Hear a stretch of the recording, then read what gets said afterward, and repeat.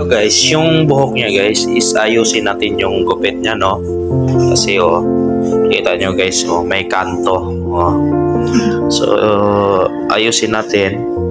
So ite-texturize lang natin, ma'am, no? Kasi yan mo. Kita nyo. Makita nyo naman diferensya mamaya. Natin sa kanyang gupit ay square cut. So dahil ang gupit niya ay hindi pantay-pantay, so kailangan natin siya. So ang pattern nito guys, pie section, no? So para kang kumakain ng pizza pie, no? Pie section, ganun lang. Pero ako guys, itong unang section ko, ganito yan. Pie section, yan. Pie section yan, ha? So ngayon, i-over-direct ko yan guys hanggang sa taas guys. Yan. Kita nyo guys, yan guys. Kita nyo guys. Makita nyo yung pinakamaiksin niya guys sa ilalim.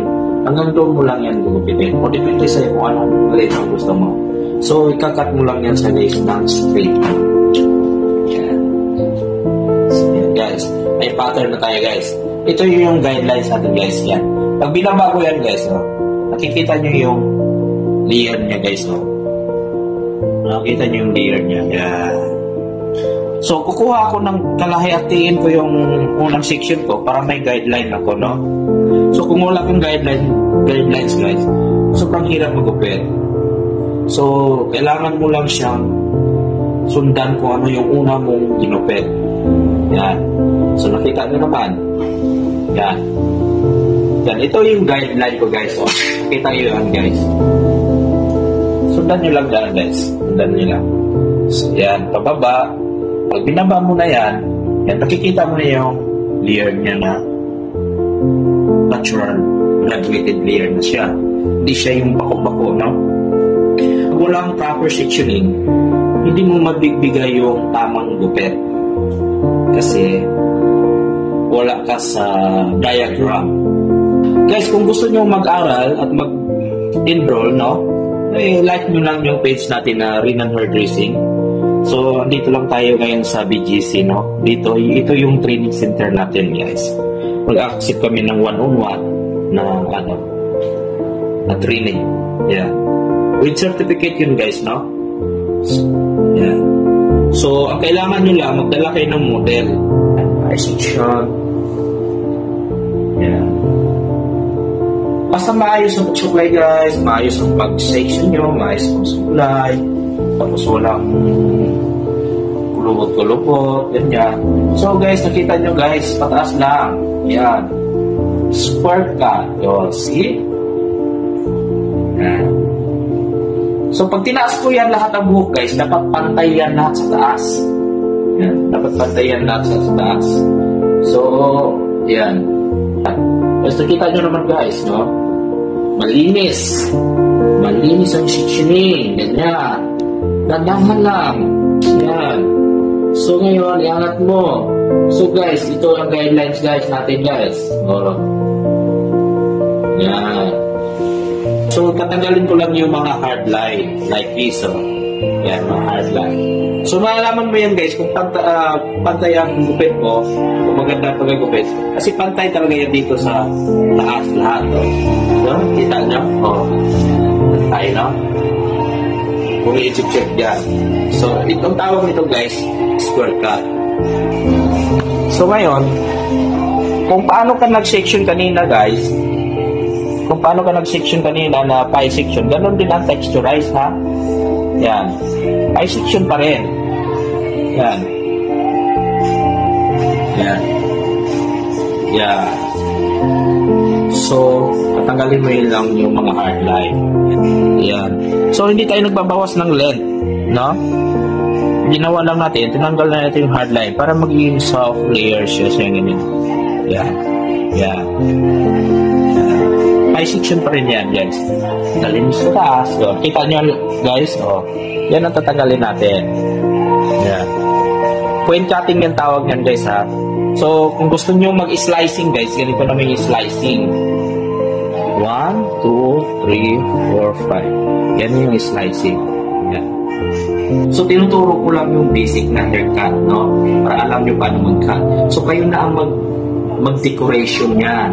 Kayo na magbigay ng forma kung paano nyo ibabagay sa client natin yung gupit. No? Kasi hindi naman porque gupit na gano'n, lahat na gano'n, no? So, ibabagay din ninyo sa texture ng yung shaping pala, shaping ng mukha niya. Kung anong oval ba siya, o square ba yung face niya, o round, depende yan. Ito guys, maganda to sa sa mga bilugan, kagaya ko bilugan. Maganda itong gupit na to sa mga bilugan. So, perfect to siya sa mga oval shape na mukha. No? So, paakyat guys. Para ako nag-round layer guys. Nakita nyo naman yan guys, yung mga hardline na yan. Yan ang mga tinatanggal ko. Yan. Huwag naman too much guys, yung texturize talagang pudpurin nyo na. Ganyan pa rin. Same length pa rin yan siya guys. Pero tinatanggal nyo lang yung mga hardline. Yan. Dito, kasi hindi ko napabor yan dyan. Baliktad tayo. Ito naman ako. Yan. Kita nyo na yan guys. Nakita nyo yung hardline na yan. Tatanggalin natin yan. So, hindi ka nagbabawas ng length. Ha? Yan. Advanced technique na to guys. So, kanina yung from quadrant sectioning to advanced technique. So guys, madali lang magugupit guys ko. Kita nyo guys. Kita nyo yung layer niya guys.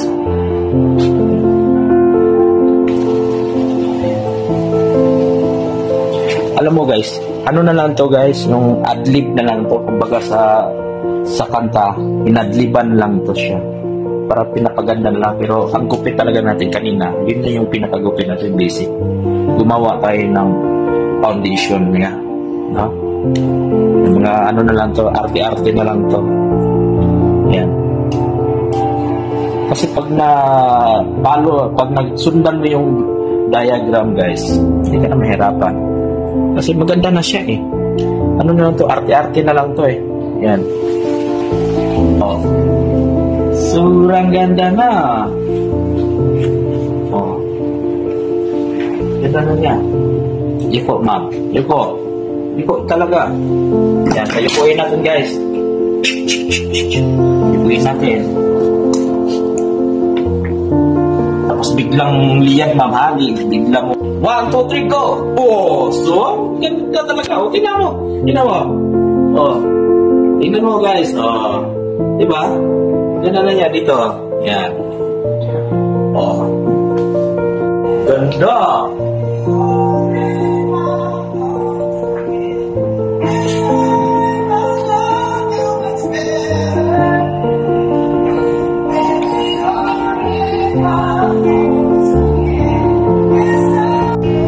Yan na po yung outcome niya, no?